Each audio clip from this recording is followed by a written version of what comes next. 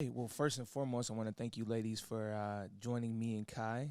Kai is going to be my host for today as we talk about things that happen within the black community.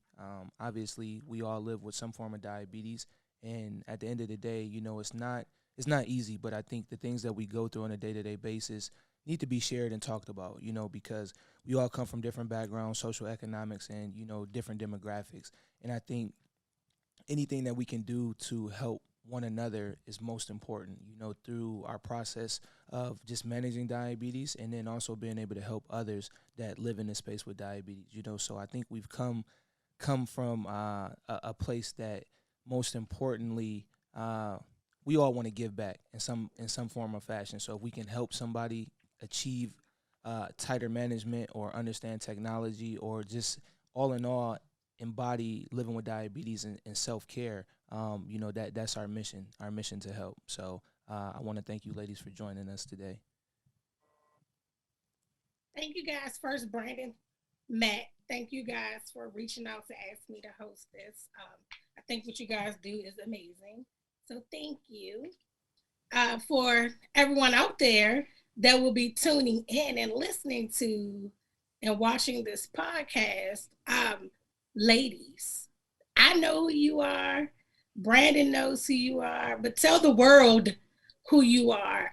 Let's start with Miss Dallas. Okay, hi everyone. My name is Dalyce Wilson. I'm 29 years old. I live in San Diego. So I met Kai on the East Coast actually before I moved out here. I know Brandon from living in San Diego now. And I've had diabetes for 22 years now. Miss Alexis. Yes, hi, I'm Alexis Newman. I am living now in Jersey, but I'm in the midst of a move back to Philly, PA.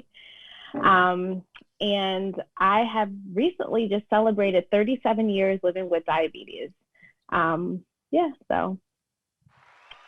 Miss Tiara. Hi everyone, I'm Tiara Smith. I've been living with diabetes since 2017. I met Kai after I moved to the West Coast, but I'm from Baltimore, which I'd met her before I moved. And I met Brandon on social media. So it's great to be here. Miss Phyllisa. Hello, everyone. My name is Phyllisa Deroze. I'm originally from Pompano Beach, Florida, and we also call it the bottom. But I'm a globe trotter. I've lived in France, Martinique, and spent 6 years in the United Arab Emirates, and I'm finally back in America in Baton Rouge. I've been living with diabetes since 2011. And last but never least, Miss Cherise. Hi, everyone. My name is Cherise Shockley. I know all of you. Don't mean to seem like I'm a stalker because I'm not. I make it my business to know everybody in the diabetes online space. I was diagnosed with diabetes in 2004. And I am originally from Kansas City, Missouri, but I am an Army wife. My husband's retired, and now I have lived in Indianapolis area for 10 years. Thank you, guys. And for those who might not know me, I am Kylene. I am type 1. I was diagnosed in 2010. All right, ladies. So, Brandon, did you want to say anything else or?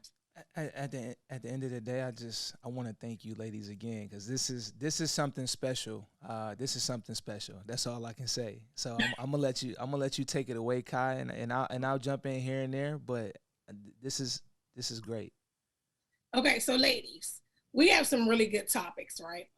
I'm gonna throw them out there, and then we're gonna get into the business. So we are going to touch on mentoring. We're going to touch on self-care because I feel like those that know me know that that's my favorite topic, right? Clinical trust, because we don't really talk about that as much, and we should. And then we're going to touch into Black-owned business. And then there's one more, but I'm not going to tell you what it is because I don't want you to start thinking about it yet. So, because I need to catch you off guard and get your reaction and keep it moving, right? So, let's jump into clinical trust. It's hard, right? sometimes trusting providers and whatnot, especially when you see various stories or hear stories. So let's start with who's newly diagnosed, or because it'll, your perspective kind of changes sometimes based on when you were diagnosed. Phyllisa, I'm going to start with you because you recently shared your story about being misdiagnosed and whatnot. Let's get into it. Okay. So initially when I was diagnosed with diabetes in 2011, I was told that I had type 2 diabetes and lived with that understanding until 2019. And I had noticed that my numbers kept creeping up. But those of you who know, I'm an avid 5K person, right? I can't say I run, but I complete a 5K in a decent amount of time. So I knew that things that people who are diagnosed with type 2 are pretty much told: eat better, whatever that is, exercise, reduce your carbs. Like, I had done all that, and I have been doing all of that, but still yet my A1C was increasing. I would go to the gym. I'm not seeing the same drop in my numbers that I would see. So like January 2018, I asked my endo about like something's going on and could I be tested for type 1 antibodies? I was told no. And ultimately I asked for a complete year. I spent a year asking for antibodies at every 3-month visit. Like, yo, what's up? Can I get tested for them antibodies? No need to test you. I can look at your A1C. Then I said, well, can you see if I ever been tested? No, you've never been tested. Okay, well, can I get tested? And what ended up happening, I went into DKA again, like I did in 2011 when I was diagnosed the first time. Of course, we all know DKA, you lose a lot of weight. And so people are like, girl, you're looking great. And I was like, I'm sick. Like, I'm sick, and I don't know who can help me. It was ultimately my OBGYN who agreed to get antibody testing. So it turns out I'm positive for 2 type 1 antibodies, and I had a long honeymoon phase, is what they call it. So I do not have a lot of trust in people who, this is caregivers, healthcare providers, who don't listen. And the reason why I say that is because what gave me the push to keep continually asking at every visit is I shared my diagnosis story at a conference with physicians from the MENA region.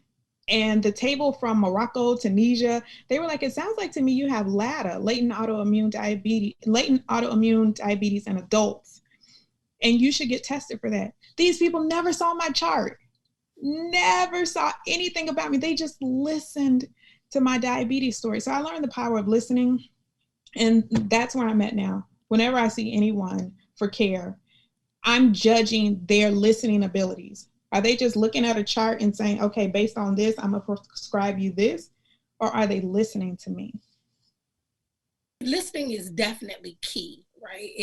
When we go to these providers and we're sharing what we're going through, we want them to listen because no one is the same.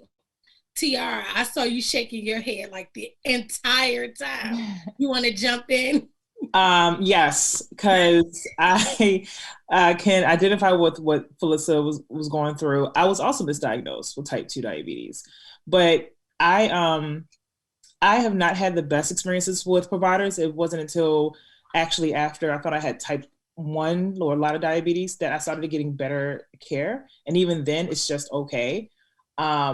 But when I was diagnosed with type 2, my doctor was just like, well, I guess you have full-blown diabetes, and gave me that pamphlet, sent me on my way, but didn't really sit with me to like talk about the different treatment options. All I know is I was put on metformin and insulin right away.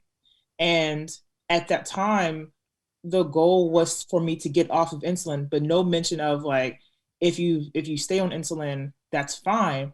But when I explained to an endocrinologist all of my symptoms, she guessed that I had a lot of diabetes just via an email. And at this point, it was about almost 2 years after been diagnosed with type 2 diabetes.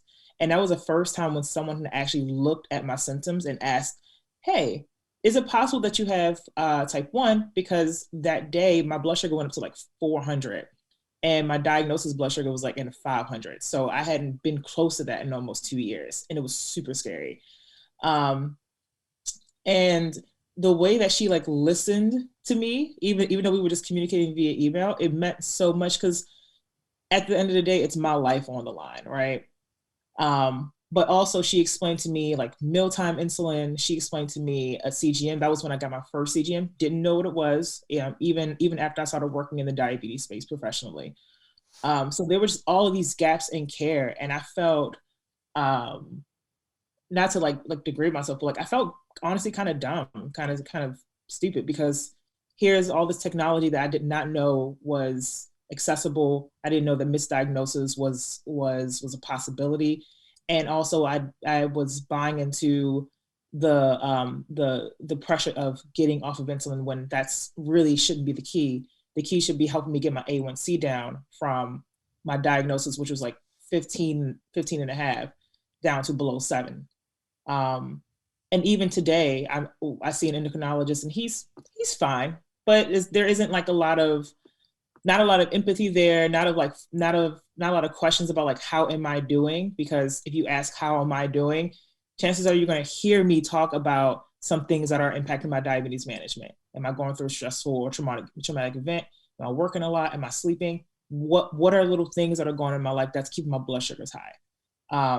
So I don't feel like I have a true partner in the healthcare system. At the end of the day, I feel like I have to be my own advocate, because there aren't many people out there who are gonna advocate for me, except you guys in the community. Tiara, I have a question for you. Why do you stay? If you don't get the care that you want and you deserve, it's almost like you giving him permission to treat you that way. It's like, would you stay in a romantic relationship with someone that's treating you less than? Because when you think about, and this is how I like to frame relationships with doctors. Yeah. You're not going to stay in a relationship if the sex isn't good, right? You want to be treated, and your body and your mind, you want it all. So why do you allow yourself to stay in this relationship or this partnership with this healthcare provider that's not giving you 100%? At the end of the day, it comes to time, and also the hassle of trying to find another provider and starting that relationship over again. At this point, like my relationships with providers are kind of transactional at this point. It's more like, hey, I need a prescription for this. And also like, would I stay in a bad relationship? I mean, if you talked to me like a few years ago, my answer would have been like, maybe, but he's nice to me sometimes. And also like, I don't like hunting for a doctor. I really just want someone at this point, write me a prescription, because I can find the information myself. And we don't need to meet every 3 months if I don't feel that way. So at this point, I am in a more empowered position. But also, I'll say like back then, I was in a place where my insurance, where my copays were pretty high. So I wasn't willing to take the risk of trying to switch providers like that. I hear that actually a lot working in healthcare. And the one thing, Alexis, I'm gonna come right back down to you. The one thing that I want people to know is doctors work for you. And if you aren't getting what you want, and I understand switching and things like that can be complicated, difficult, frustrating, talk to the office manager, talk to a patient liaison, because that's what they're there for, to hear what you have to say and give feedback to some of these providers and whatnot. Alexis. Yeah, I was going to just chime in and say I was there. Like, I felt that I had this one educator, and I stayed with her for years because of the thought of finding a new provider was that anxiety provoking. I'd rather stay in this like abusive relationship. It was horrible. Like, she would open her lunchbox and she'd be like, because she was LADA. She got type 1 after she had a baby or something. And she opened up her lunch bag, was like, this is what I eat to control my diabetes. You should try Ensure. And I'm like, ma'am, no, thank you. Like, it was just so. And so, I mean, and I had to leave because I moved. I was like, yes, this is my chance to get out. And anyway, so yeah, but my provider, he is amazing. He listens. And I must have mentioned I was stressed. He was like, Alexis, have you heard of meditation? And he was like, and I was like, yes, I do meditate. I do. So like the contrast of my other provider to my provider now is different. And if you ever get in the mindset of like, all right, I'm in the place of wanting a new provider, I say go for it. Take the risk, ask around too. Like if there's other diabetics in your area, if they like their endo, maybe try it, but it makes sense. Brandon. Yeah. So this is amazing. And you ladies said something, as far as being your own advocate, because I think sometimes we look at it like we don't have a choice or we don't have an option. Yeah, I know it's not going to be easy. You've seen somebody for so long. It's like being in a relationship. You've seen somebody for so long. You don't want to restart those things all over again. But I think understanding why you're restarting them because you actually need them. I think that kind of changes things. But like we are our own best advocate, and Kylene, you said it, like our doctors, our endocrinologists, our podiatrists, our ophthalmologists, they work for us, that there is no like reasoning with it or anything like that. Like if you're not getting listened to, like Phyllisa said, like people want to feel like they're welcome and they're being heard, and if you're not being heard and they're not taking care of you, then that's not the person for you, especially for your healthcare. Dalyce, that is real, like that's very real. You can also complain to your insurance company about your provider, just that tad bit. And trust me, they will call and reach out to the office, or if it's a hospital setting, they will call and send letters and everything letting you know that XYZ is like they don't tell who the patient is, but they will absolutely let you know that we got some complaints about your provider. Just that little, if people didn't know that, there you go. Dalyce. Full-fledged investigation. And I think what's cool about it is that like a lot of people don't understand their power when it comes to their care. They don't understand, you can complain to your insurance company, the office staff, your employer, because your employer group is paying for it. If you have Medicare, you can file a complaint with Medicare, because I guarantee you, if you are feeling that way, other people have. And I bet you, if it's an older population, that older population that has plenty of time to sit on their computer or whatever, they're going to file that complaint. So I think it's very important to know that it doesn't just stop at that 15, 20-minute conversation, that you can escalate it. And like you said, just like the doctors work for you, your employer group pays a lot of money. The government pays a lot of money for you to have this insurance. So you got to speak up, because at a certain point, we can blame healthcare providers for being terrible. But if we stay in that relationship, we're just as bad as they are. So I think that that's something, I know people probably gonna be like, oh, I can't believe she said that. But it's the truth. We're grown-ups. We have the responsibility and the ability also for how we're treated. And if we stay in it, we're just as equally responsible for the type of treatment and care we have. You have a follow-up for that one? But Dalyce, no, you want to chime in? Yeah, a little bit. I was like, everyone is saying so many like relevant and applicable things that I feel like I have been kind of parallel to what I've experienced. So I'm trying to think of exactly what I want to touch on. And like, I don't know if maybe this is like TMI, but I feel like this is probably a safe space to like be able to talk about like medical stuff or whatever. But so I was living abroad for 6 years. And so my medical care was not in the USA. I was living in the UK for 3 years, getting my master's degree. And when I was in the UK, I was on the NHS, which everyone kind of like shits on, but I had a great time on the NHS. I was getting all the insulin I needed. all the like supplies I needed. And for me, I felt very taken care of. The doctors out there were also very, I think, empathetic. So it was a lot easier for me to talk to the medical professionals in the UK. And then I spent 3 years in Thailand, kind of living life, teaching abroad, doing some things out there, working on photography. And I was like under the impression that the medical care out there was not going to be great just because of the fear that people here in the States was putting into me. They were like, you're not going to be able to find anything. As a diabetic, what are you doing? Going to a developing world, blah, blah, blah. But in Thailand, I had the best medical care out there. I was able to not only see the doctors whenever I needed to, but go to the pharmacy and buy my insulin, buy whatever, and afford it. So that was a great experience. Coming back to the States, it's been difficult. Not only did I have to rapid fire try to apply for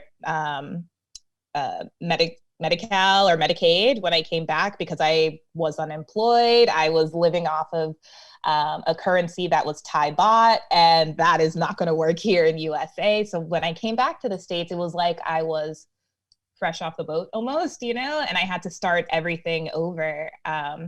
So when I signed up for Medicare, I was surprised at one, how long it took, and two, the care that I was getting when I was on their services. Like I found an endo eventually, and I forget who mentioned it, but it felt very transactional. So I've been in the States again for about a year. So in this year, I've had a couple different doctors because I wasn't really liking the experiences that I was having. And so I was calling Medicaid being like, this isn't working out for me. Like, who else can you send me? And one example in particular that I guess I wanted to mention to you, Tiara, about finding a different doctor. So I went to an OBGYN. And I wanted to get all of my medical tests done just to like make sure I was clear and clean or whatever. And I had done all that in Thailand, but it had been a while. So I was like, let me do that here in the States. So I came here and I had a male OBGYN that was assigned to me by my insurance. And at that point, I didn't really want to fight it because I was like, it took forever to get this appointment. Let me just like get this out. I'll suck it up. It's fine. It's fine. So I went there and already I was like uncomfortable. So this is like first step one, trust your gut. Always trust your gut and your insides. Like your body knows what's up. So I get there and the first thing that he's talking about is like, are you on birth control? And I was like, no, and that's a conscious choice. I'm not on birth control. And he was like, I really think you should be on birth control. And I was like, excuse me, no, I'm telling you the conscious choice, no. And he's like, okay, so you have diabetes. I'm letting you know your A1C is far too high. This is not good. So he was coming at me for like birth control, my A1C and all this stuff. Never met this man before. Then he goes in to do the like pap smear and like the check and everything like that. And he was like, okay. And it was a very cold kind of like, he's like, well, we'll give you a call and we'll see you later. Like barely any eye contact. And I was like, why do I not feel good about this? A couple of weeks later, they call me back and they call and say, I have HPV. I don't believe that I have that because I'm like, no, I don't think I have that. Just knowing myself, knowing my experiences and knowing what I've been through. I was like, how? No. Like I just felt in me that was not right. And I could have just accepted these results and just been like, oh, I guess that's what's up now. And I have to, live with this. But I was like, no, it didn't feel right. So I went to a different doctor. And now actually hearing you all talk about doing a complaint through the insurance or like trying to report this, I haven't tried to report it, but now I'm like fired up again thinking like there was something wrong happening here. So I went to a different doctor. This was maybe a month later. So if anyone knows, you can't really clear HPV in a month. It takes a while to clear out of your system. So a month later, I went to a different doctor, got the results back, and they're like, no, you're clear, you're clean. Everything is like perfect. Like, this is great. Like you're good, blah, blah, blah. And I was like, so then where, and even just talking about it now is like very triggering because I was in a bad place, like putting my trust in this doctor. thinking that I was, like infected with something, and that wasn't the case. And like, I knew myself and I knew my body, and I felt like I had to be an advocate because no one else was in the room with me except for the, nurses who were there, and they're technically on his side, So I'm like, yeah, just thinking about this, like there's steps that we can take to be our own advocate. And it's really uncomfortable sometimes. It can make you feel angry, it can make you feel helpless. But it was actually through talking to other women about this experience where they're like, if this doesn't feel right, and if you feel like, he was coming at you about your diabetes and trying to get you on birth control and all this stuff, like that does not seem like a doctor you can trust. So what about getting a second opinion and through that and talking through my therapist and stuff like that and getting that encouragement and validation? That's kind of what encouraged me to do it. So yeah, I just wanted to drop that. Sorry for rambling, but. I'm glad that you listened to your gut and did what needed to be done. I'm also glad that you learned, something in this conversation, just telling you and empowering you to reach out to your insurance company and whatnot to make those complaints. It's needed. So I think what we've all kind of mentioned here is healthcare providers, caregivers. We need you to listen to us. Don't judge us off of what you think or might have learned quickly. Listen to what we are saying to you. And I think as patients, we've learned that we can use our voice matters, and that we should always listen to our gut too, right? So I'm going to go all the way left now, right? Off of the clinical side. Kylene, before you do that, also, if you are a part of a large medical group, they have a Twitter account. Yes. And you can actually reach out and say, hey, I have a situation. Can you please send me, can we connect via direct message? And they will send you information to be able to connect as well. So if you're like leaving an experience and it's getting at you and it's bothering you and it doesn't feel right, pick up Twitter. They'll listen. And they do listen. I get patient complaints for where I work, and they send us the entire tweet. So we do get them, right? But I'm gonna go all the way left now. And let's talk about mentoring. I know that I've talked to some of you who want to get into mentoring, who are mentors and things like that. So I've never pictured myself to be a mentor, although other people feel like I should be. I'm gonna come down to Cherise, because I know that, I'm coming for you, because while you might not see yourself as a mentor, right? But you are. You really are. And see the head shakes going, like you are. Lack thereof. Do you think our community is missing? What do you think we're missing that piece of mentors for? We know they're for children and young adults, but what about us older folks? So I think it depends. I think it depends on what type of mentoring that you're referring to. So if you're referring to diabetes, yes, it's not there. But if you're referring to the work that I do, yes. So there's two different sides of the coin. I think for me, and I've even had this conversation with Kylene and Phyllisa, is that I, as a Black woman, receive more mentorship from non-Black women. Because what I found in my experience, besides Tiara or Phyllisa and Kylene and Mila and Alexis, right? There's not a lot of Black women that I've encountered that's willing to share, right? Or think it's a competition. And I think that when we think about mentoring as patient advocates, community organizers or whatever, I think that that's where that space that we can't say we want to help, and we can't be in this women empowerment or lift Black people up when somebody reaches out to us and we're not willing to share. The world, it doesn't belong to you, right? Share that knowledge to help people, whether it's sharing their post or saying, hey, I thought about this idea that fits your brand a lot more than, it fits mine. This is something that you should look into, right? So I think that that I hate to say it, but that cattiness, that jealousy, and not really wanting to really help a sister up is a problem that I found. Not even just in the diabetes space, but also in corporate America.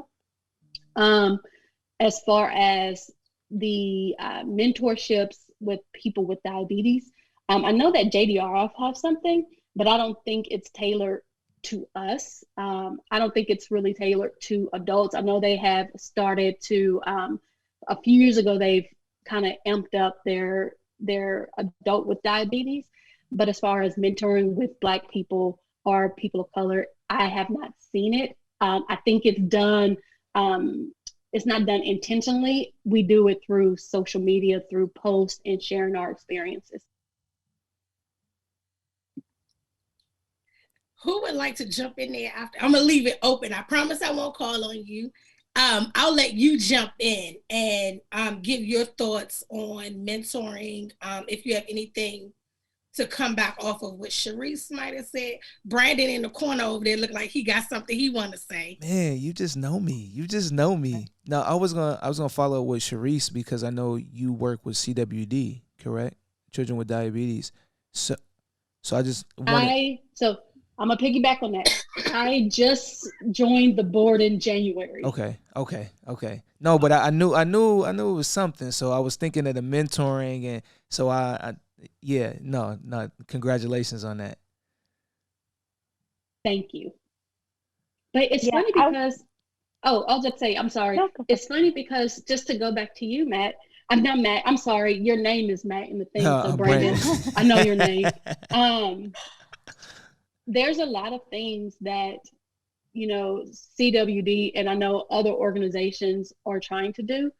I think for me, as being on the board, it's very important that we don't just highlight people of color based on them being people of color. I think that as a community, we are just looked at as, oh, they're Black, let's go work with them. And it's like, no, I know that Phyllisa is more than just a Black woman. I know that Tiara is more than just a Black woman. I know that Alexis is more than a Black woman. I know that Kylene is more than a Black woman. And Dalyce, I know you too, and I see you on social. So I know that we as a collective Black voices can offer more things. So it's like so for me, I have three buckets: family, self-care, and social good.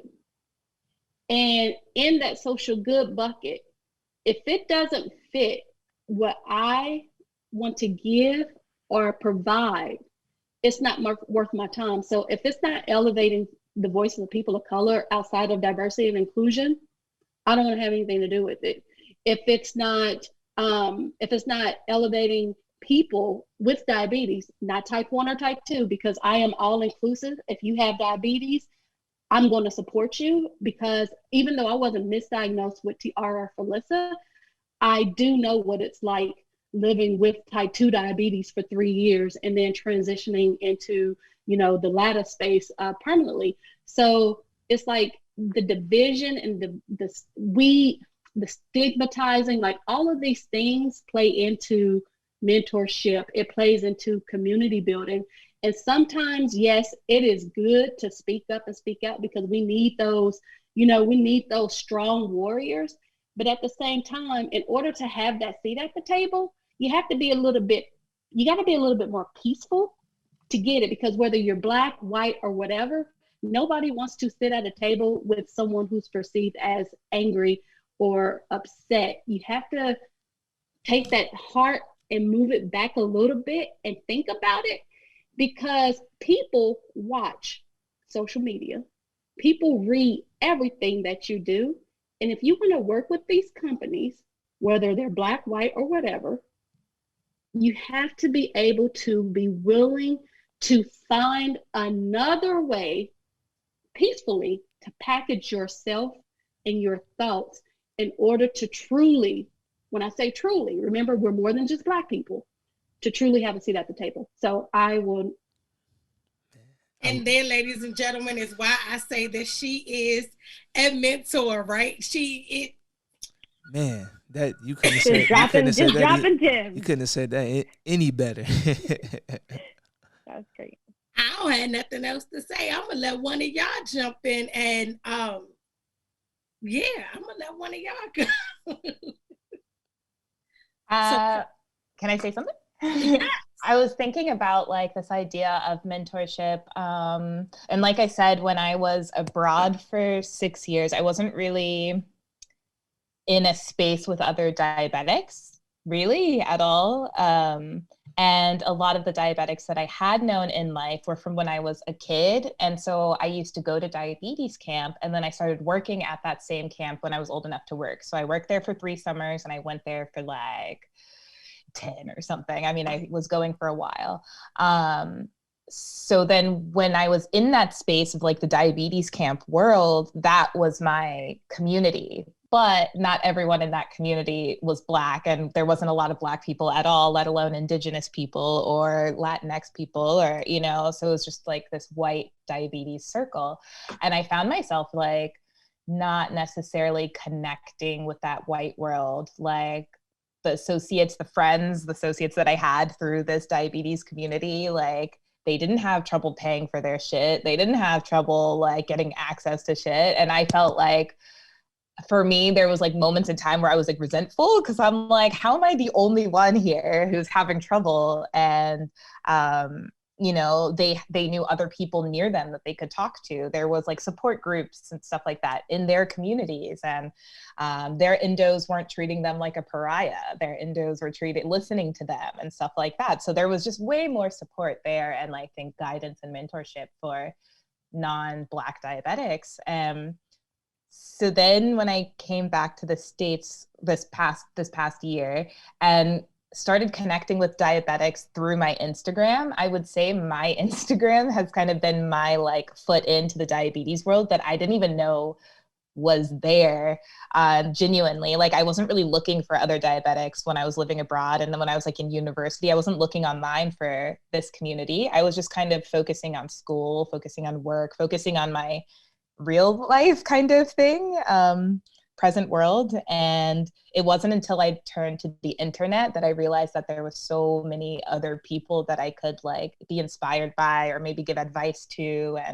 And yeah, so I think for me, if anything, that feeling of being like shocked, it was that realization that there's such a community online, and realizing that for me, I think as I reflected in the past few months of just connecting with other diabetics more than I have in the past few years, I realized that it would have really helped me out to have people that were either the same age or like older that I could kind of talk to when I was having those moments, like back when I was abroad, even now with this new transition and like moving and, you know, relocating and during a pandemic and all that stuff. I think mentorship is just, it's great to have someone that you can talk to who's there for you and who can also give insight and guidance, and you can both kind of build together and grow together. So, I mean, I wish for me that those resources were more available, and maybe they are. Maybe I just didn't look for them. But even now as a 29-year-old, I'm like, okay, where's my mentor at? Like, you know, who can I talk to, you know? And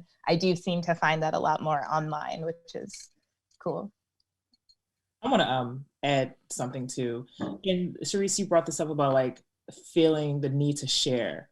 And I think sometimes as people of color, we can feel isolated to the point where we feel like we have to be everything, like everything like Black person who knows and does everything.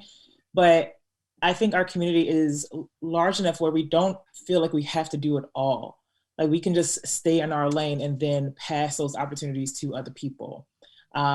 No, very rarely is anyone recreating the wheel, right? We're all sort of talking about the same things, but in our own styles. And I think we have to be more comfortable in that and recognizing that just because someone else may be better at something doesn't mean that we're not good at what we do as well. So there's mentorship, and then there's like peer-to-peer networking. And I think about like, I think Issa Rae said this when she said that when she was coming up, she started like, doing networking with like Yvonne Orji and everyone who was coming up with her, because that's how you rise together. And this is how I kind of see like our space as well.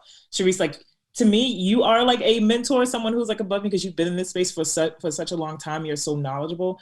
But like when I think of people like Mila or Kai or Phyllisa, I think of all of us as like trying to lift each other up, like sort of this way, and throwing these opportunities at other people.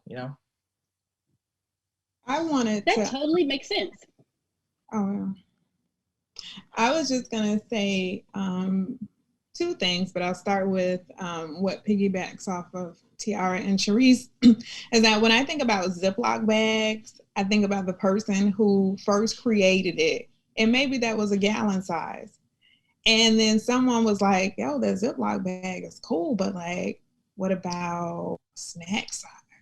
And then somebody else was like, "What about sandwich size?" That's what I'm talking about, right? Like, so sandwich bags are sandwich bags, and no one was hating on the other one. Like, I created the first sandwich bag, but you ain't do that snack bag. And I love snack size. That snack size. It's like, where has this been all my life?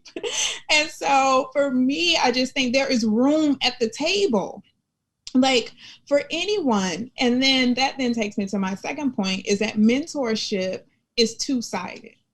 And you have people that could be mentors to you, but then you have to ask. You have to go to that person and say, "Hey, I'd love for you to mentor me in this particular way."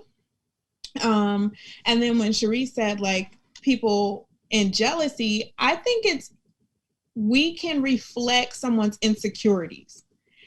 And so, for example, I have two women. I don't know if they're gonna see this. They probably will, but there are two Black women that follow me, and they hate all the time. They just hate.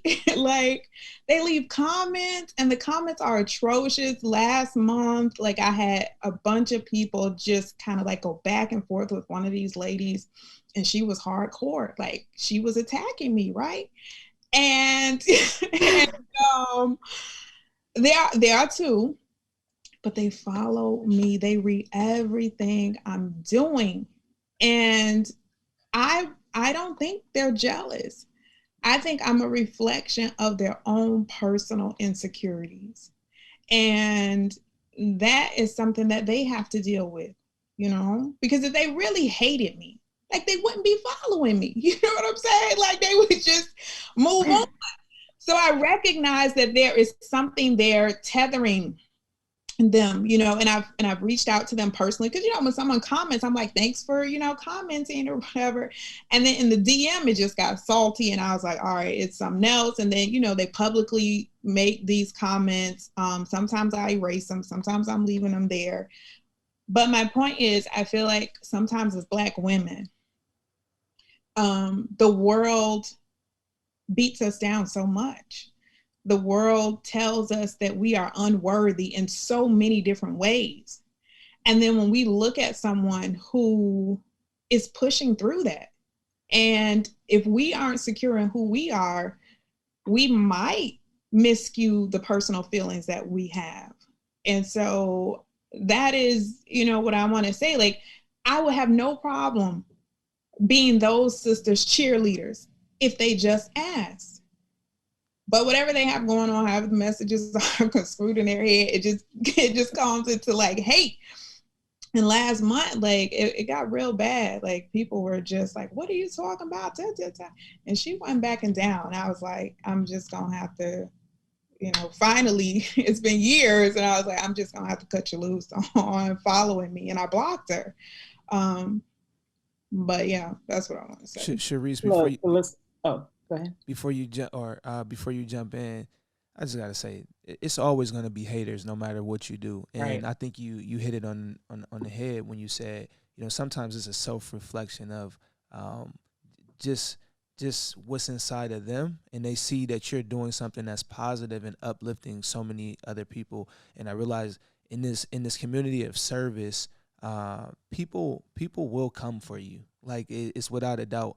But understand your body of work, what it does. I always look at the masses on who you help on a wide level, like from the ground up, top down, and you know that you're doing a good job. So two people to be hating on you, it's like, look, we can either work together or we can work against each other, but just understand I'm not your enemy, and I think by you saying that you reached out in the DMs, I think you took the right approach to handle it. But some people, they're not mature enough to do those type of things. They're not even mature enough to accept it, that you're like, look, there is no beef. Like, we can cover more ground together, so kudos to that. Yeah. First, Brandon, you really hit it on head. Like, when you think of it as an act of service, this is what we're doing. We're serving other people who need our unique experiences and help, right? But Phyllisa, there is a book by Francesca Ramsey called That Escalated Quickly. And in the book, she says, the time that you're spending hating on me, you could be studying. And if you are hating on me, then there is something in my life that you probably want, but if you even get it, you probably realize that you don't even want it because you're not really getting to know yourself. So, for people who are watching this, and if you're feeling those insecurities when you see someone getting these new opportunities, because we know there are people who are going to be watching this, think about how you can bring your own voice to get into some of these places, right? So the person that you're looking at, the person who you're like scrolling, like, oh, Phyllisa's posting about her diabetes burnout. Oh, why is she wearing on her arm? Like, I thought that was impactful. What are you doing that's impactful? And, Phyllisa, you're way nicer. You're way nicer than me, because I like that whole disrespect thing is just like, no, we're all adults. And I know social media gives people a wall to act out, but we're not doing that here. Work on yourself, especially since what Cherise just said earlier, which is people on social media are watching you. I've gotten opportunities because people look at my Instagram and they're like, hey, do you want to do this? And I'm like, sure. But I don't, none of us have gotten here to where we are by being haters to other people. We give out information because we know that the information can be used by someone else, but that doesn't mean that we run out of steam and that we run out of what makes us special in this space, because we're secure with who we are. Someone else shining doesn't like dim our own, light. That's so it. Good. Yes, sorry. Right. Like, how can you come back? You have nothing. Like, there's nothing else for me anyway to add. I just because your light is shining, mine isn't dimming. And where I lack, you pick up, and vice versa. And we just got to keep moving. Alexis, I know it's kind of hard to add anything. It's hard. Yeah. I was going to add to the other side of the coin. So you're talking about like haters on the outside. I'm talking about, for me, what I struggle with is my internal hater, or like my internal struggle of like feeling like, I don't have anything to say, or like, my voice doesn't matter. It's the story that I'm working through currently of like, I've been putting myself out there more like, hey, I'll help out. And that's just me fighting against my internal critic of feeling like I don't have anything to say, and realizing like, no, Alexis, you've survived 37 years with type 1 diabetes, like preaching to myself. Like, I got a toddler, she's alive, I'm married, I have a business, I'm working full time, like just kind of preaching to myself to get over the fear and the anxiety and these straw men I have in my head about these people out there and what they're going to think. So for people who struggle with that, it's like you have to move past that, because I'm realizing that I was dimming my own light, like I was not walking in the calling that God has called me. Like years ago, like I know that the Lord called me to be a diabetes educator, whatever that may look like. He called me to speak my story. And it's like, now I'm a little bit more free. Like I've been talking Instagram here and there, but I've been more intentional recently because of that. Like I have to get over myself. So if you're struggling with that out there, just make a choice. Like once a month, I'm going to say what I have to say. I'm going to ask for help. I'm going to put it out there. Like, I'm going to be on, you know, like I want to talk more. So people have been asking me, and I've been like, sure, let's do it. Like, so that's my encouragement. No, that's a good one. I always say, like, I find a song, or I'm a music person, right? So I find a song that gives you that boost of confidence, right? Like right now, my song, like it used to be, I'm a trap music type of girl, right? But currently, I found this song that's called I Am by Young Baby Tate or something. I'm probably jacking this young girl's name all up. But the song is called I Am. And just in the beginning of it, she like boosts you. Like it is like, girl, you are this, you are that. Like they not coming for you. And I'm like, yeah. So I listen to it in the morning on my way to the gym, because sometimes, like you said, you know, you fight with that inner self. Like no one wants to hear what I have to say. No one this, no one that. But I also remind myself, one person matters. If I just get one person, I've done a great job for today, right? Just one. Yeah. And I think that's, you know, we all need a boost sometimes and whatnot. And we all have something to say, regardless of how little or how big it is. Somebody's out there listening to us, and we are encouraging somebody, right?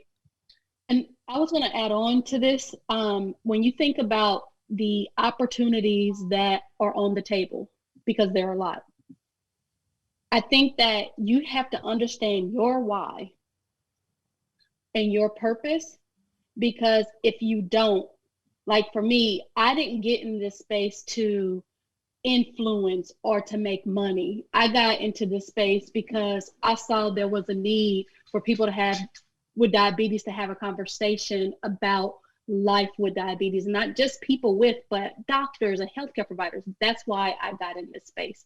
So if you're in it, you have to truly understand your why and your reason and your purpose, because to go back to Phyllisa's hater comment issue that she was having, for me, for every moment that I spend on those people who taken me away from my mission and my purpose is a minute away from helping one person. So you have to really sit and think about, is it worth it? In reality, it's not, because it doesn't align with your purpose. And I'm not going to allow anybody to block me from my blessings or to stop me from the path that God has for me, because no matter what and how I get there, what he has, it is for me. So I just want to add that, and I'm done. Yeah. And I just want to add, like, your talks on Twitter so many years ago, like I was that one. Like I was in a dark place with my diabetes, and like I wasn't even hardly ever on Twitter. I don't even know how I found that chat, and I would log on and just listen, and it really helped me in a really dark space. So I was that one person for you many years ago. Like I want to say it had to have been like 10 years ago, something like that. Look at that. See? Well, thank you. And Alexis, I know this is not what this conversation's for, but I think it's important for you to know, and same thing with Tiara, right? You two have a unique perspective that people and companies are looking for when we think about food and nutrition, like making things culturally relevant. Girl, y'all can own that space, because there are a lot of women of color in the space, but not women of color with diabetes in that space. So if y'all don't listen to anything that I say today or anytime, that's your space. Take a seat, pull up that lawn chair, and make it happen, because there are companies looking to work with people who have your area expertise. I am one of those people. But no, which kind of like drives us into the next. Let's talk about Black women-owned businesses. It's a lot of us, but it's not a lot of us. And there are a few business owners here. So I'm going to slide up to Miss Dalyce, because if you all don't know, she is a photographer, and her work, hands down, is amazing. I'm kind of real mad, hating low key, that she left Maryland and went out there on the West Coast, because in my mind, once I met her, we adopted her into my family. We were like, oh, you our sister girl, because I brought my sisters to the photo shoot. And I was like, oh, we love you. Like, we love you. And they were like, yes, we got to hang out with her. We need her. Her, just what she gives off makes you comfortable. But sister, tell everyone your business. Oh, thank you so much for those kind words. So I recently started an LLC, or founded an LLC, and it's Blackbird Multimedia LLC. So for me, on Instagram, I'm at black_bird_photo.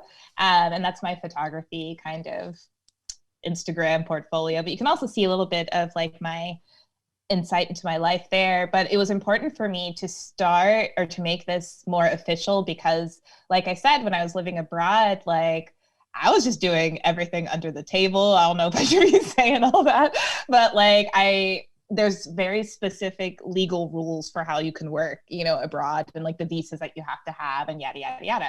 So I knew I had just got my master's degree. I knew I had the set of skills. I knew that my undergrad was in writing. So I have a writing degree, and I have a master's degree in photography and fine art. And so for me, I've always wanted to combine the two, but I wasn't really making it official. I was just kind of word of mouth, like, hey, I'm a photographer and I charge this much if you know anyone who needs business or whatever. And through that, I was able to pay my rent. I was able to travel. I was able to do stuff when I was abroad. But again, that was like life abroad, and the currency was very different. So coming back to the States, I met all these like amazing Black women who started their own businesses and had their LLCs. And they're like, okay, so what you have is a hobby. You don't have a business. And I was like, oh my God, and it was really hard for me to hear this feedback, from people who were established and who have taken that time and who did the background research, or maybe who they had mentors to help them. So for me, I came back to the States really insecure kind of about my skill set. And like, I knew that I had been doing this for years. It had been over 4 years that I was getting paid to do my photography work, but it was just kind of like that point in time in my life where I wanted to make things a little bit more official. And I also wanted to have something to pass on to my future kids. Like, a couple of people in my family have started businesses. My dad had started one, but then closed that out when I was a kid. My grandma had started a couple, but then closed those out, So for me, I saw examples that it was possible to start a business, but I never really saw the longevity of seeing someone be thriving in that space. But now, like, I'm starting to see peers who are thriving in that space. And so a lot of what I have, the knowledge that I have has come from conversations with them. And I acknowledge that there's still a lot more for me to learn, as far as like, like the paperwork, the taxes, and like this and that, how to invoice, like mileage books. There's like all these little details that like I was not aware of before. And so this is kind of like that fun space of like, okay, if I know that there's people around me who have been in this space before, like get to talking to them and just like ask for insight, or, offer advice as well. Like, I don't want to just be taking. If there's people around me, and there's some people who are like, I want to start an LLC and I want to start a business. And so I take that time to kind of like share the knowledge that was shared to me as well, because I feel like there's not enough Black women business owners, or Black business owners in general, and so we need to help each other out to make that happen. Yes, congratulations. I'm gonna try. I love you dearly. And I think that anyone who has the opportunity to work with her, I truly, truly encourage you to work with her. I'm gonna come back on this side. I'm gonna chime in too. I had an opportunity. I think we're still working on the project. That was just like part one, but I got to actually work with her, and it's just dope. As far as one, being Black, being a male, and then working with the female, and then also we both have type 1 diabetes. Diabetes in general, it doesn't matter, but like just being able to see the creative side, and like very passionate about it. You could really tell that, like, as she's just doing her work, like smiling, laughing. Like, I wasn't making her smile. It was just like from her capturing pictures, like, you know what I mean? But for me, it's dope seeing that, because you're working with other like-minded individuals, but people that own their own business. Like, that, to me, that's next level. Yeah, no, I'm with you. You know, I was pressed when I met her and I reached out to her. I was like, listen, I want this opportunity to do a photo shoot at a Black women-owned location here in Maryland. I was like, you are a Black type 1 diabetic. Let's do this. Like, I was excited because everything that I did was all Black women-owned. So I was pressed. So I completely understand how you felt with working with her. But there are some other business owners on here. I'm gonna let y'all shout yourself out, because we all know that we need to prop ourselves up. Well, we just talked about it. So who wants to put their business out there next? All right, I'll go. I am the founder of Black Diabetic Info and Diagnosed Not Defeated. Black Diabetic Info is an educational website providing culturally competent information about living with diabetes. And one of the things that I want to talk about with business ownership, like Dalyce mentioned, LLC, you got sole proprietorship. Hopefully someone will talk about 501c3, hint, hint. I want to use this time to talk about the importance of trademarking, because a lot of us have these grand ideas for t-shirts and for ideas and all of this. And so I started Diagnosed Not Defeated while I was like in my hospital bed. I spent 6 days in the hospital and I started blogging at that point.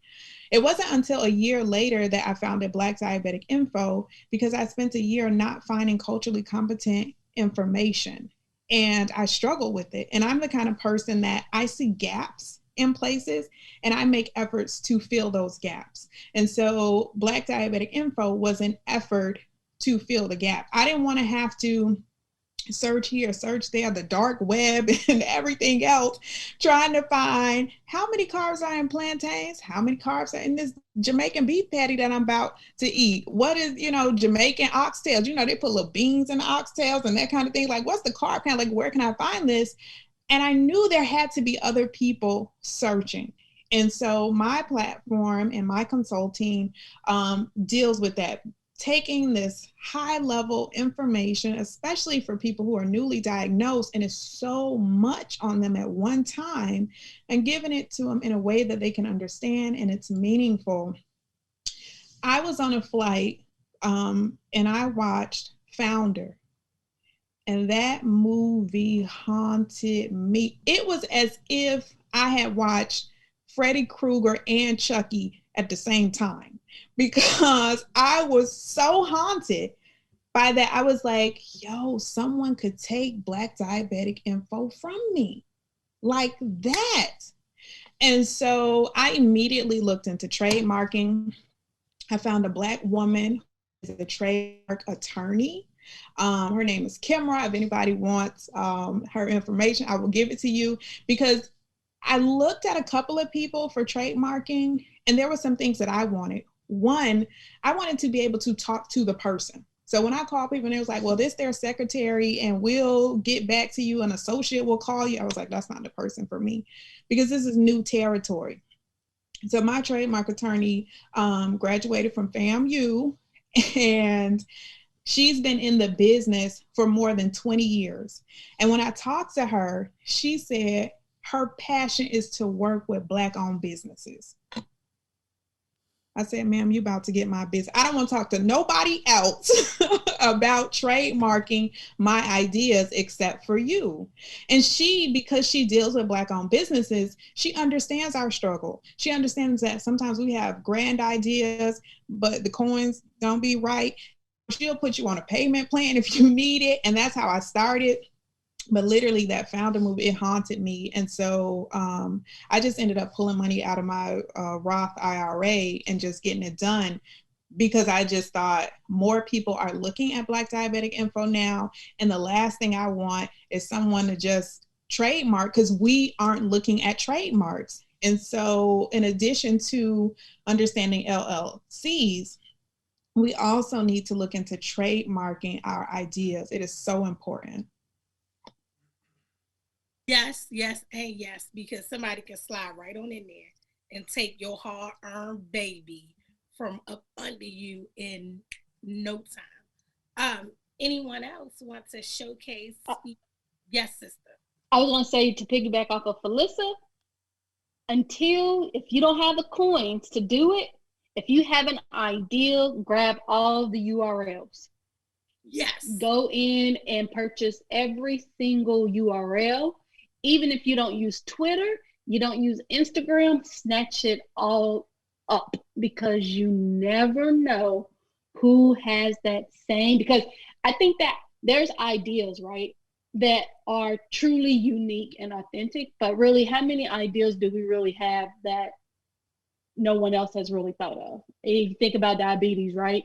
We all have diabetes. We say the same stuff, we just say it differently. So when we think about ideas, think of it that way. So grab everything, Facebook group or whatever, grab it, because if you allow somebody to swoop in, they will take it and they will charge you an arm and a leg to get it back. Yep. Yes. I didn't know that. This is like all like business gems being dropped. I have like 100 domain names. I wake up in the morning like, bam, that's an idea. Bought you. I was like, that list is deep, honey.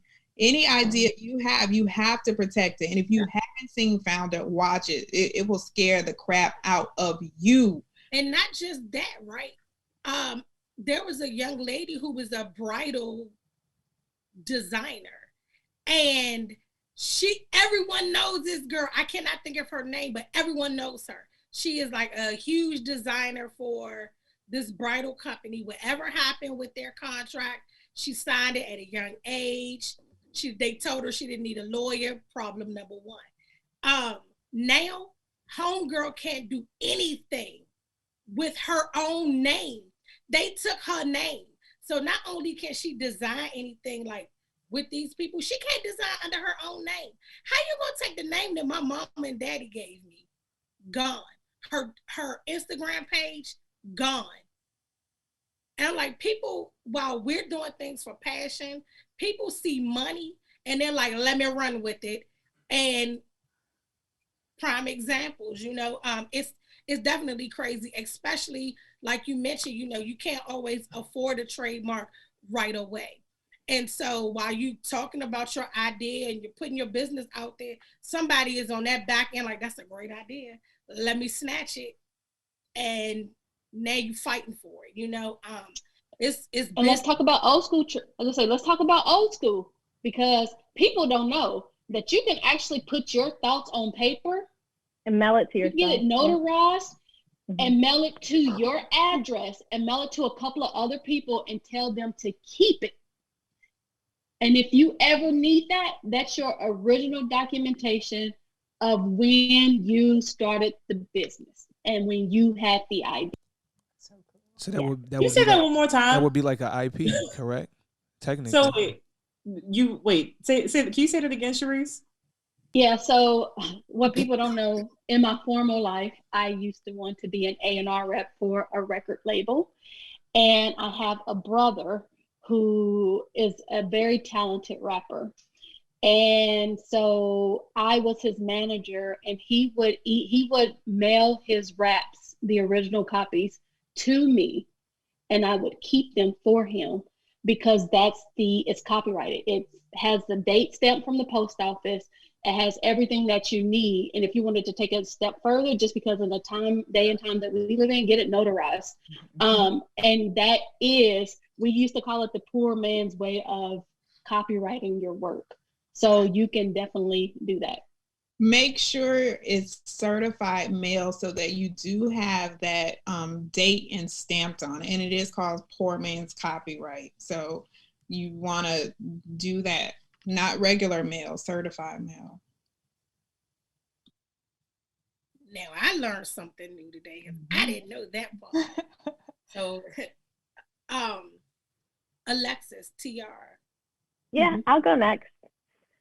So I'm a registered dietitian, and I relaunched my private practice a little over a year ago. And so the heart of my practice is helping women heal their relationship with food and be confident in their bodies. And we all can be emotional eaters. It's not this like clinical diagnosis. It's like, man, I had a rough day. I need that burger and fries. Or man, I need, and so I work with women trying to figure out, okay, what's the root cause? Here are some tools that can help you. And yeah, that's my passion. And so that's really what I do. And I also, right now I'm kind of branching into getting hours to become a certified diabetes educator. I have like 20 hours towards the 1,000 I need. So yeah, so that's what I do. And I'm seeing clients virtually right now. If you're in the Philly area, I take health insurance. If not, I take cash or Visa, whatever you want. Bitcoin. Bitcoin. PayPal, PayPal, Apple Pay. I take it all. Right. I take it all. Congratulations. And you know what, Alexis? I was going to say this, and this is something that we need to really think about, whether it's Black owned or whoever. When someone is starting a business and they have a business, don't expect discounts. Don't expect anything for free because, and I'm going to tell you a situation. So I reached out to this lady. She makes beautiful, beautiful signs. So I was going to get my podcast logo created on this sign. So for those who don't know, I am being frugal this year. I'm cutting down on my spending. And I reached out to her and I said, this is what I want and how much would it cost? And she told me. And I was like, okay, I will reach back out to you when I'm ready to make the transaction. I don't want you to give me no discount. I don't want anything, but when I'm ready, thank you for this information. So I think that, you know, whether it's a $10 t-shirt, a $100 session fee to have pictures taken by Dalyce, or to have Brandon come be your video photographer, whatever it is, people have to make money. And I know in this new America, people want stuff for free, but baby, it's not free. So don't expect coming to anybody in this space or any other entrepreneurs trying to make money, feed their family, pay for their insulin, and pay for their supplies and their livelihood to get anything for free. So I don't own a business, and I respect everything that y'all doing. And I, as someone who likes to support people, wanted to throw that out. Yeah. Hashtag pay Black people. I also, But let me offer, if I want to give it to you free or at a discount, let me offer that. Don't order. I like that cup, Alexis. Don't come to me automatically thinking that it should be free. So yes, Tiara. I paid full price for this, y'all. So I have a hobby, not a business, but I am working towards becoming a business owner. So I guess I will just say, because my new website is live now, but it's called Smith Nutrition Counseling and Consulting. Over the last several months, I've been doing some virtual health coaching. So actually right in line with what Alexis does. I specialize in helping women, primarily like Black women, like 25 to 45, heal their relationships with food through healthy cooking. And I also am targeting B2B businesses who need help strategizing their content strategies towards underserved populations. So I'll leave it at that because it's all, the rest is on my website, but I don't have an LLC yet, but hearing all of what you just said, just made me go like, oh, I need to just start creating Facebooks, extra Instagrams to protect it, because I don't want anyone to take it. So this has been really helpful for me. And yeah, I'm available for like one-on-one. health coaching. I was going to say, Tiara and Alexis, this is where my mind and how my mind works. If you all have time in the future, I highly recommend you two bringing your services together for a podcast so you all can grow your audiences together, because it's a space that's lacking. And I think that having your two businesses side by side shows a couple of things. It shows power, that you are working together. It could be like the therapist version of Black Girl Therapy thingy podcast that everybody listens to. Black Girl My mind just Nutrition. Yes. And y'all can just do it together. I also love the idea of having like other diabetics on, like maybe your IG live. I know Brandon and like Glucose Gang Mike just did that the other day, and I've been on other people's like IGs. So like, even as we're talking about it and like listening, for me to hear that there's like business owners and people who are like trying to start their businesses, for me, it's like, all right, like let's get on each other's IG live and talk and see if we can merge, you know, our audiences together. And like this is I've been wanting to do for a while, because I wanted to design my life a certain way, and that was always like on like the computer and reaching people far and wide, so that way I can be more mobile about where I can choose to live. I love it. Right. I love it too. Oops, sorry. I was gonna say, like, I don't enjoy cooking, but I enjoy talking about food, and like I enjoy reading the labels and all the geeky nutrition facts and like the touchy-feely emotions. So I think it's cool that you bring the cooking aspect into it. That's really cool. Really excited. I know we follow each other. Friends?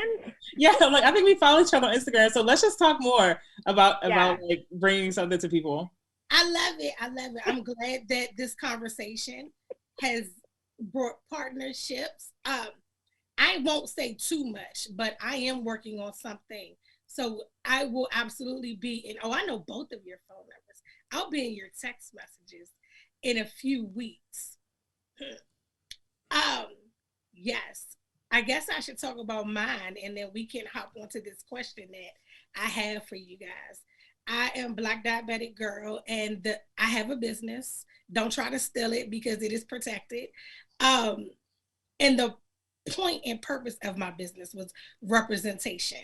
I wanted people to be able to wear diabetes proudly and to say that they are Black women proudly. Then I also wanted all women to be able to be like, I'm dope as hell, let's do this. So there I am, that is me, and I am protected, so don't try to come steal my stuff. But I appreciate every single person that has poured into Every Passion, hint, Cherise, hint, Brandon, and Dalyce, and everybody else, because I think I've talked to everybody here in some aspect of growing my business. This is what I think Black-owned business looks like.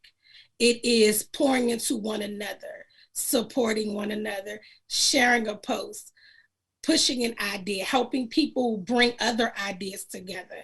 And I think that the more we do this, the more that our community can grow, will grow, and thrive, right? I'm gonna leave that right there. Y'all, I have a good question for you guys, okay? Oh, Kylene, before you go to the next topic, Dalyce has to make a run. And also, I wanted to talk about 501c3. I'm just going to run to the bathroom. Is that okay? Yes. Yeah. Okay, cool. So a lot of people don't know this, but I actually had a 501c3. It was called Diabetes Community Advocacy Foundation. And it was going to be the foundation for the umbrellas of everything that I create or have created in the past. But it takes a lot of time. It takes a lot of experience. And where I was in my life, I wasn't ready to do it. And knowing where I am now, I don't know that I ever would do it, but I think that there is an option for people who want to have a 501c3, that you need to make sure don't make a board comprised of a lot of family members. create a board that understands your mission and passion, but also can provide areas of expertise where you may not have, where you lack. It's expensive. You have to file with the IRS, you have to file your taxes, and you have to do just a lot of work. You have to be comfortable with fundraising and asking people for money. And you also have to be just comfortable with, I wouldn't even say comfortable with, but take the time to do it because it's a lot of work. So when people say, I want to start a 501c3, I'm like, really look at your business model and really see if there's an opportunity for that business that doesn't rely on funding from other organizations or other people to help fund that, fuel that passion. So look at LLC, look at 501c3, but truly see if it can live outside of, and you can do what you want to do, like Kylene and Phyllisa and Alexis and Tiara and Brandon and Dalyce, before you go down that route, because it's a pain in the butt. And yes, it's good, but at the same time, you can accomplish your goal doing it the for-profit route? No, that is important. I'm glad you shared that, right? Perfect timing. So, first ladies, thank you guys. Again, Brandon, I can't thank you enough for giving this space for this opportunity. Tell Matt I said we thank him too, right? So, ladies, here's my question, right? One thing, and one thing only, you've learned in this journey of living with diabetes that you would want to tell, that you knew, that you wish you would have known, that you would tell to a child, if maybe you were diagnosed as a child, or an adult, that one thing that you would tell them? You ready already? Go, girl. Don't be a victim. Ooh, okay. That's a good one. Don't be a victim. That's a good one. In anything in life, it's something my mom raised me not to become, because, and it's easy, right, to become one, because the world can beat you down. It can tell you you're not worth it. It can tell you a lot of things, but do not become a victim of your circumstances. Do not become a victim of diabetes. Do not become a victim of negativity. Don't just, it's not worth it, because you send yourself down this spiral, right? And once you get in it, it's hard to get out, because you're so deep into it that you don't realize that it's pouring everywhere. So I would say that for me, it's not to become a victim and learn how to be resilient, because right now we live in a society where people get knocked down, and it's very easy for them to stay in the bubble and stay in the hole and not rise above it. So I would say, don't be a victim. Resilience is key. And also have a strong network that will tell you when you're wrong, will pat your back, and will lift you up. And have that network where you don't depend on other people. Like, I can just text people and say, okay, I'm having a bad day. It can be them, and then they respond. Don't expect everybody to be there and be in your DMs and checking on you.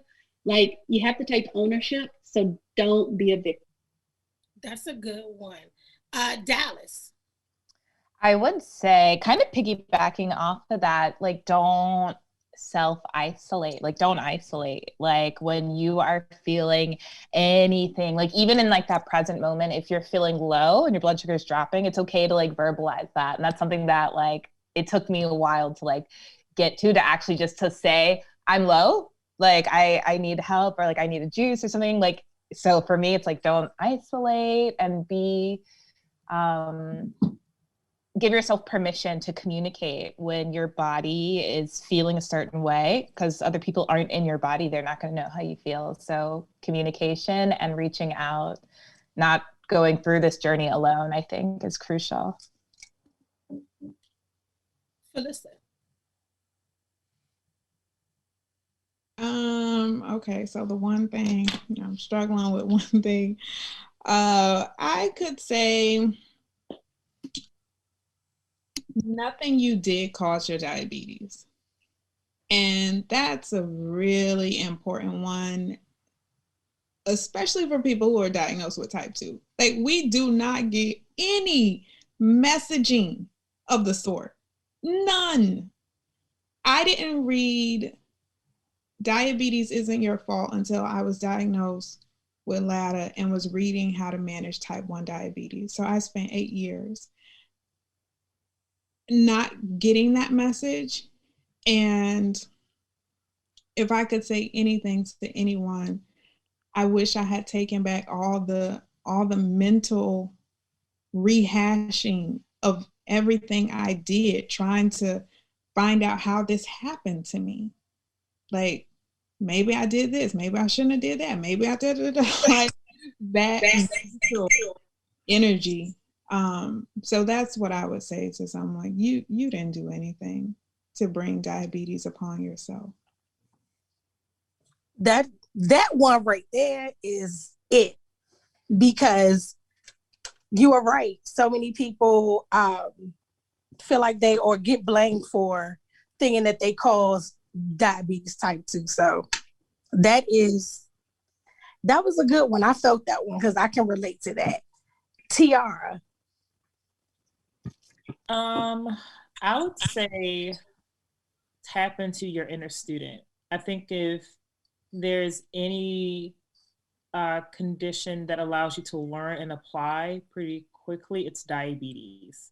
And to find as many reputable resources as you can.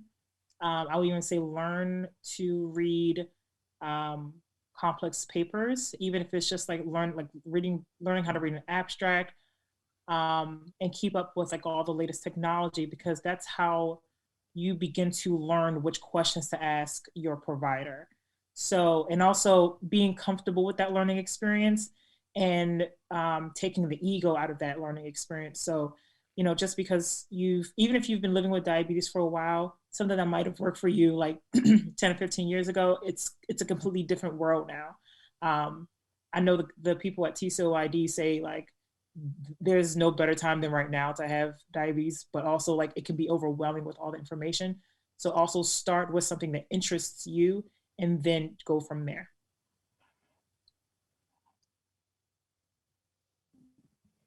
Yeah, so my tip would be to not view the numbers in a judgmental way. Like, it's literally information. Literally, that is it. At this second, what is my blood sugar? At this second, what is my blood pressure? At this second, what is, my cholesterol? It's not a judgment. Like, you're not a bad person. You are not, horrible, So, and in that, you also need to give yourself grace. Like, we all are doing the best that we can with what we have in that particular moment.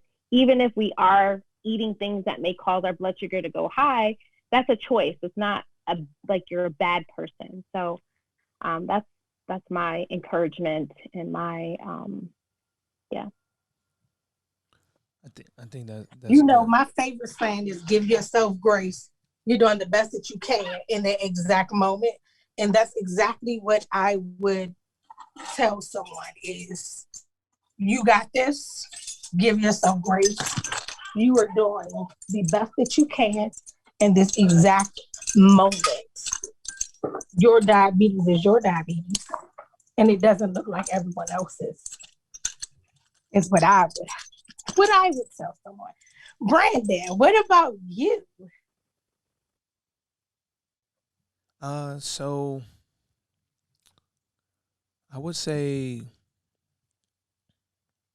don't ever let anybody tell you that you can't do something. I think like when I was diagnosed, I was going through so many different things, and the main thing was like I had goals and ambitions prior to being diagnosed, and I know my mother didn't know how to take it. I didn't really know how to take it, but I knew I had to be strong, not only for myself but for her. And I made her a promise that I was going to be fine. And I think I'm living proof of that. Am I going to say I got it all figured out? No, because life is a learning process. But I think we live with diabetes, but it doesn't define who we are, what we're capable of doing. It's not going to be easy. It's going to be tough, but don't ever let anybody tell you that you can't do something, you know?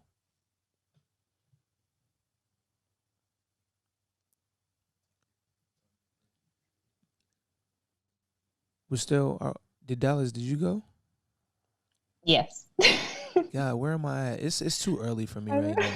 It's so early. No, I'm sitting here like it's like 1:30 and I'm starving. Well, hey, Me too. I don't want to hold you ladies up, and I just want to thank you for joining today and taking the time. But I think these are very, very needed conversations that need to happen, and I think most importantly, sometimes we look at when we probably first were diagnosed, it's like, well, I don't really have anybody to talk to. I don't really want to share my story. But understand, you know, what I get out of all you ladies being on this call today, if you the opportunity that you have to help comes from within here, you know, and we all want to help one another. And if we're only able to help one person, then at the end of the day, we've done our job, because hopefully that one person that we helped will help someone else. So I want to thank you ladies again. Kai, I want to thank you for being a great host. And at the end of the day, we live with diabetes, but it doesn't define who we are, what we're capable of doing. May I say this? When Dalyce was talking about her experience with the doctor, I feel that this is very important as a Black woman with diabetes. Mm-hmm. I also had a visit with a white male physician who looked at my chart and saw that I had diabetes and was insistent about getting me on birth control. I had a very similar experience to what she endured. And it broke me down so much. I cried and I told him, you aren't going to touch me, because he just could not understand why I wasn't going to be on birth control. And you know, if you get pregnant, your child is going to come out where they have an 80% chance of having a heart defect and blindness and this, like he just was going on this. And I was like, sir, I'm a married woman. I and my husband have agreed we're not getting on birth control. He hadn't even looked at my A1C, which at that point was like 5.5, probably better than his. And so I just knew to gather my stuff and get out of there. But I gathered my stuff, said, you aren't going to touch me, and walked out and sat in the parking lot and cried. I never reported it, but that is an experience that I had. And I just can't imagine how many other Black women with diabetes are experiencing this, because I had never heard anybody have it. And so hearing you say that, like, that's why I was like, I needed to let you know that I had a similar ordeal. It's just crazy. It is definitely crazy that these are the experiences, but I appreciate each of you for sharing your story. You know, I understand that it makes you relive some things sometimes, but I appreciate you sharing your story, because it is, someone else needs to hear that, to know that A, it's not okay. B, that they aren't alone, and C, that there are other things that they can do to move forward with it, reporting it or not, or just knowing that they aren't alone. So I appreciate you. Well, I appreciate everyone who has shared their experiences, because it's important. Brandon and Matt, I just want to say thank you for opening up this space and allowing us to come and be in a safe space to hold these conversations, and that you all recognize that it was a needed done, but to have women lead that conversation. So I appreciate you guys. Thank you, everyone, for pulling up on this nice Saturday morning and afternoon, depending on where you are, to hold this conversation. To people listening and watching, follow every single one of these women if you aren't already, because each one of them are powerful and they have something amazing to say and share with you and somebody else that you might know. And I just want to say thank you again, and just be on the lookout, because we're going to be talking to the males in this space, something similar like this as well. So just know we are trailblazers in this space, and ultimately our goal is to help people, all people living with diabetes, live their best life. So, thank you. Thanks, Thank everyone. you. Thank you. Bye-bye. Keep it 100.